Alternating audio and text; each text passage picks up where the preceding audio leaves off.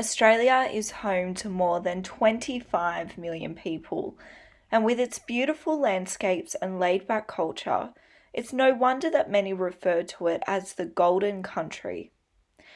But underneath the surface of Australian society lies a dark and harsh reality, one in which Christos Tsiolkas, in his novel The Slap, aims to expose and challenge.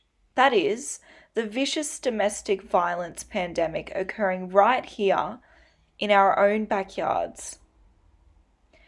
Domestic violence is a complex issue in which we see debated across Australian news, social media, and politics.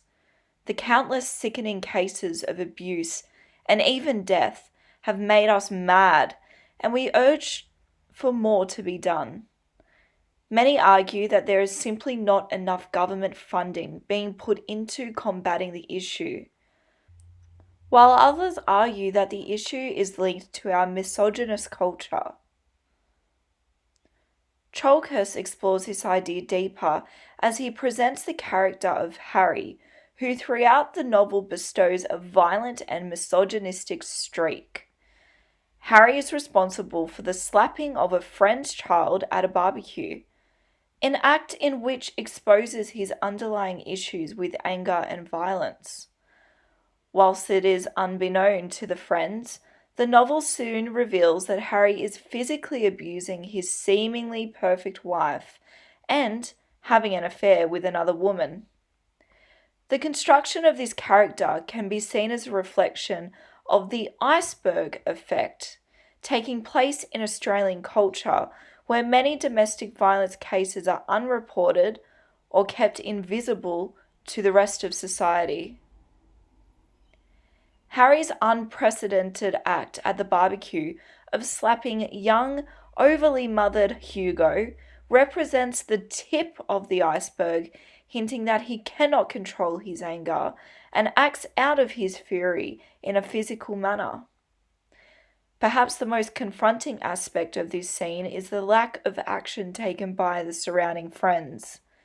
In order not to offend differing views of smacking children, the friends remain unarguable and close the party down instead of prying further into what Harry's actions might actually represent, missing an opportunity of exposing the iceberg of violence laying beneath the surface.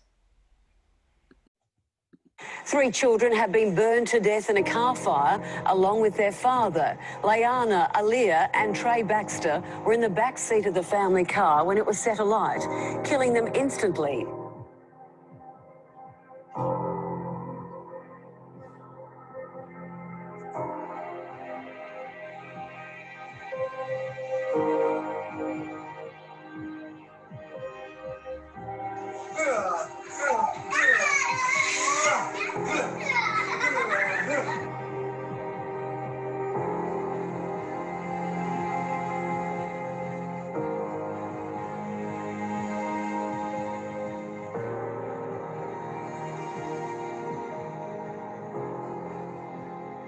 We have 3 deceased children under the age of 10 in the vehicle. We have another deceased adult male who is known to the children.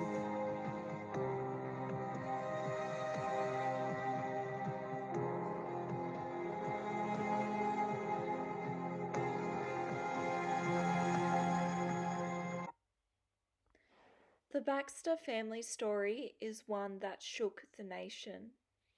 How could such a monstrous act of domestic violence happen within a family that seems successful and happy? Annie Blatchford, in an ABC article, comments on the way that Australia tried to rationalise the act by blaming the father to be a monster rather than a man who murdered his family in an act of domestic violence. She continues to argue the way in which the media painted the story to be a random act of insanity, when in actual fact, there had been a history of harassment, violence, and even kidnapping. An AVO issued to Rowan Baxter was in place to protect the family. However, a binding legal document was not enough to stop the family being killed by their father. While Christos Tsiolkas' novel deals with some of the most graphic issues facing Australian society, it is a fictional story. The Baxter family story is real and proves that, in fact, the situations and events that occur in The Slap occur in real Australian life, at times to a more horrific nature.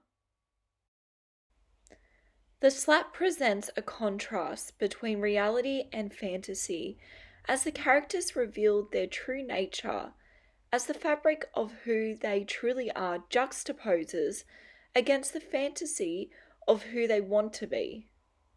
An example of this is the relationship that occurs between Hector and Connie, whom Hector has an affair with. When he is faced with the reality of his actions and how young Connie truly is, his sexual desires towards her are stumped and his fantasies of her are no longer enjoyable against the weight of the consequences that could occur as a result. In this way, Tsiolkas challenges Australian society to remove the rose-coloured glasses and to reflect on our own actions in dealing with domestic violence and the consequences that have occurred due to a society who has not looked beyond the tip of the iceberg. Perhaps Tsiolkas' mission in writing The Slap was to slap out the glamorous, sun-drenched fantasies from Australian minds and to voice the reality of a nation facing a pandemic of domestic violence.